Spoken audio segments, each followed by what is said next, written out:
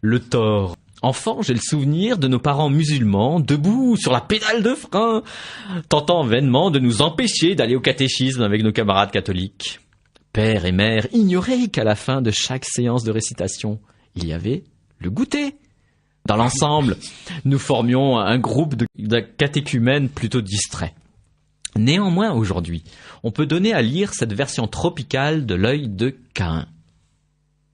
C'est dans la misère d'un coin de savane, l'orque dans son dos, chacal et hyène ricanent, que l'homme comprend qu'il a tort. Un tort bien gros, bien joufflu, bien grand et largement étalé. Un tort méchamment pimenté et durement salé.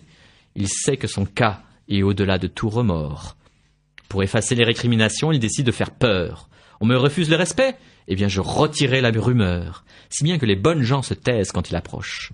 Salutations prudemment écourtées et silence sans reproche. Mais l'homme n'est guère satisfait.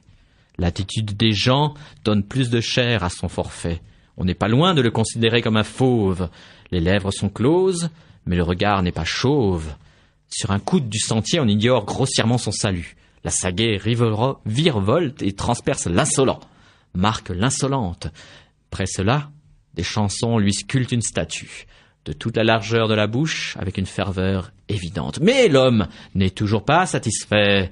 On dit que je suis le plus beau, que je suis parfait. Comment savoir si ces chiens le pensent vraiment?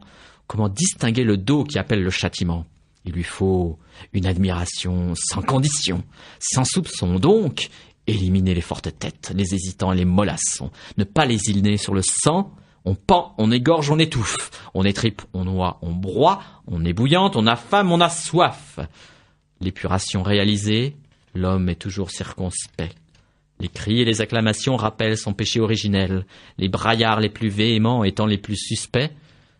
La faiblesse est une faute, il lui faut une cruauté sacrificielle.